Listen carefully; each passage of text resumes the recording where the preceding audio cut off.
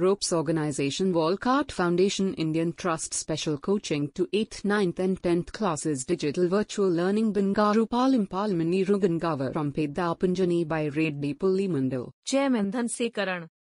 Director Drive Sri Lata.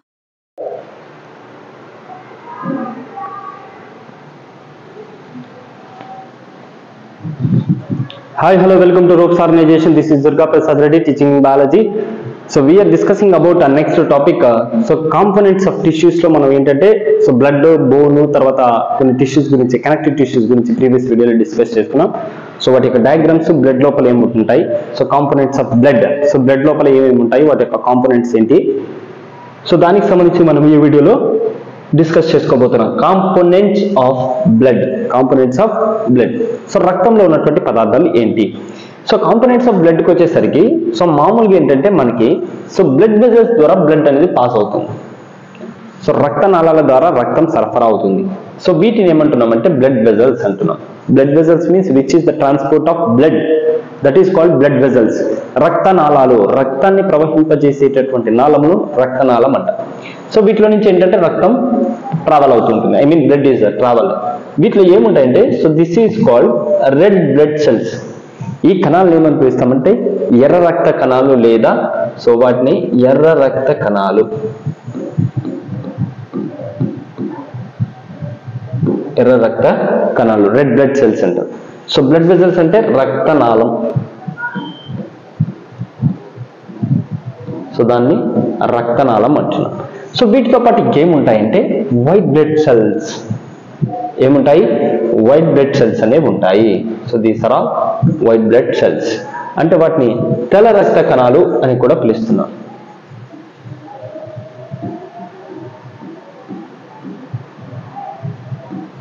So వాటిని తెల్ల రక్త కణాలు అంటున్నాం. సో రెడ్ బ్లడ్ సెల్స్ ఉంటాయి, వైట్ బ్లడ్ సెల్స్ ఉంటాయి. రిమైనింగ్ వాటితో పాటు ఏముంటుందంటే so one fluid like structure. So ఇక్కడ చూడండి ద్రవ రూప పదార్థం. సో దీన్ని ఏమనిపిస్తామంటే ప్లాస్మా. సో దాన్ని ఏమంటున్నామంటే ప్లాస్మా. సో ప్లాస్మాతో పాటు ఏముంటాయంటే ప్లేట్లెట్స్, రక్త ఫలికికలు అంటున్నాం.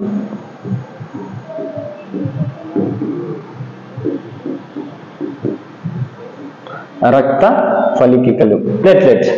సో వీటితో పాటు ఇంకేముంటాయి అని మనం క్లియర్గా అబ్జర్వ్ చేస్తే సో బేసికల్ గా మనకి ఏంటంటే ఇవి main parts of the components of blood. అంటే రక్తంలో ముఖ్యంగా కనిపించేవి అంటే సో తెల్ల రక్త కణాలు కనిపిస్తాయి, ఎర్ర రక్త కణాలు I mean white blood cells ఉంటాయి, రెడ్ బ్లడ్ సెల్స్ ఉంటాయి. సో వీటితో పాటు ఏముంటాయంటే ప్లేట్లెట్స్ కూడా ఉంటుంది, ప్లాస్మా లిక్విడ్ గా ఉంటుంది.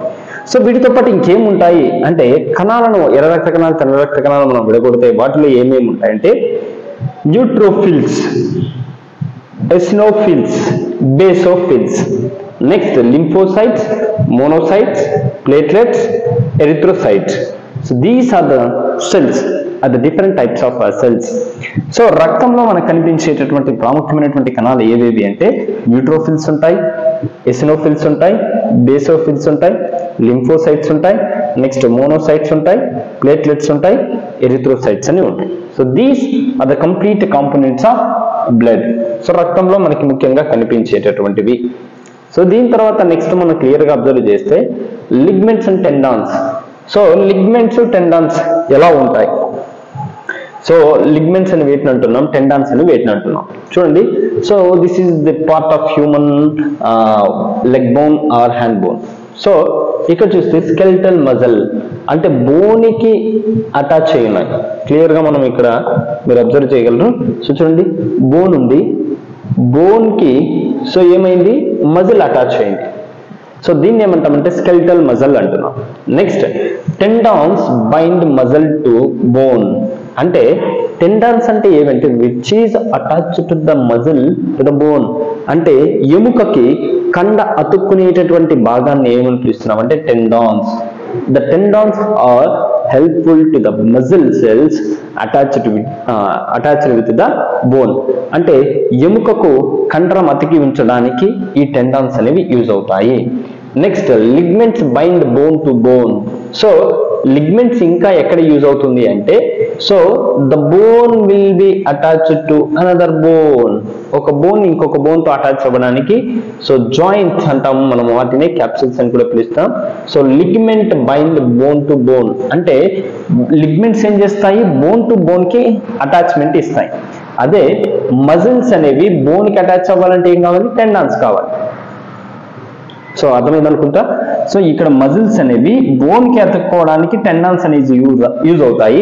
బోన్ ఇంకొక బోన్ మధ్య జాయింట్స్, ఫర్ ఎగ్జాంపుల్ ఫింగర్ ఉంది, ఈ బోన్ కి మధ్యలో అటాచ్మెంట్ జాయింట్స్ అంటున్నాం, ఇలా ఈ జాయింట్స్. సో ఈ జాయింట్స్ క్రియేట్ అవ్వడానికి లేదా ఒక బోన్ ఇంకొక బోన్ తో అటాచ్ అవ్వడానికి సో జాయింట్ క్యాప్సిల్స్ అనమాట, వాటిని లిగ్మెంట్స్ అంటున్నాం. So this is ligaments and this is tendons. So ఇది లిగ్మెంట్స్ టెండాన్స్ కి మధ్య ఉన్నటువంటి డిఫరెన్షియేషన్. సో నెక్స్ట్ వచ్చేసరికి ఏరియోలార్ టిష్యూస్ ఎలా ఉంటాయి వాటి యొక్క స్ట్రక్చర్ ని మనం క్లియర్ గా చూస్తే, ఇక్కడ మనం ఏమంటున్నాం ఏరియోలార్ టిష్యూ, ఇక్కడ ఏమంటున్నాం adipose tissue. Areolar tissues and adipose tissues. So ఇక్కడ చూస్తే ఈ టైప్ ఆఫ్ స్ట్రక్చర్ లో కనిపించేటటువంటి వాటిని ఏరియోలార్ టిష్యూస్ అంటున్నాం. సో ఈ స్ట్రక్చర్ లో కనిపించేటటువంటి వీటిని అడిపోస్ టిష్యూస్ అంటున్నాం. నెక్స్ట్ సో ఈ స్ట్రక్చర్ లో కనిపించేటటువంటి వాటిని బోన్ టిష్యూస్ అంటాము. ఇలాంటి స్ట్రక్చర్ లో కనిపించేటటువంటి వాటిని కార్టిలేజ్ టిష్యూస్ అంటాము. So these are the brief structures about the tissues.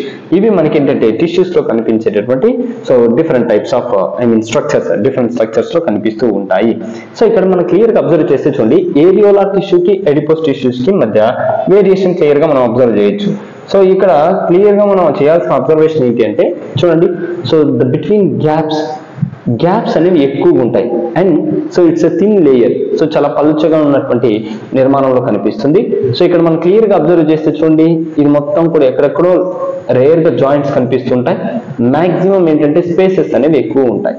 So ఇలాంటి స్పేసెస్ అనేవి ఎక్కువగా కనిపిస్తున్నాయి కాబట్టి సో దీన్ని ఏమంటున్నాం ఏరియోలార్ టిష్యూ అంటున్నాం. సో చూడడానికి ఎలా ఉంటుంది, థిన్ గా ఉంటుంది. అడిపోస్ టిష్యూస్ వచ్చేసరికి ఇక్కడ అడిపోస్ టిష్యూస్ లో మనం కనుక క్లియర్ గా అబ్జర్వ్ చేస్తే సో సెల్స్ అన్ని కూడా ఏమైనా ఒకదాని పక్కన ఒకటి అటాచ్ ఉన్నాయి. ఇక్కడ ఏముంది, ఎలా పడితే అలా. సో ఇక్కడ చూస్తే డిసిప్లైన్ గా ఒకదానితో ఒకటి అటాచ్ అయ్యి ఉన్నాయి. సో కొంచెం ఏంటంటే థిక్నెస్ బాగా కనిపిస్తుంది. సో ఇది ఎక్కడ ఉంటుందంటే స్కిన్ కి కింది భాగంలో ఉంటుంది కాబట్టి అడిపోస్ టిష్యూస్ అంటాం. ఇవి అడిపోస్ టిష్యూస్. నెక్స్ట్ బోన్ టిష్యూకి వచ్చేసరికి ఏంటంటే బోన్ లోపల ఉన్నటువంటి టిష్యూస్ కణజాలం. ఇక చూస్తే చూడండి, సో లార్జ్ సర్కిల్స్ ఎలా ఉన్నాయి, చాలా పెద్ద సర్కిల్స్ ఉన్నాయి. సో ఒక ఫార్మేటివ్ లో లేదా ఒక రింగ్ షేప్ లో మనకి ఎలా కనిపిస్తున్నాయి, అటాచ్ అయినట్టు కనిపిస్తున్నాయి. సో అలా కనిపించేటటువంటి టిష్యూస్ ని సో ఏమంటున్నాం బోన్ టిష్యూ. నెక్స్ట్ వన్ వచ్చి కార్టిలేజ్ టిష్యూ అంటే ఏంటంటే so which is cartilage part, cartilage లో ఉన్నటువంటి టిష్యూస్ ని కార్టిలేజ్ టిష్యూస్ అంటాము.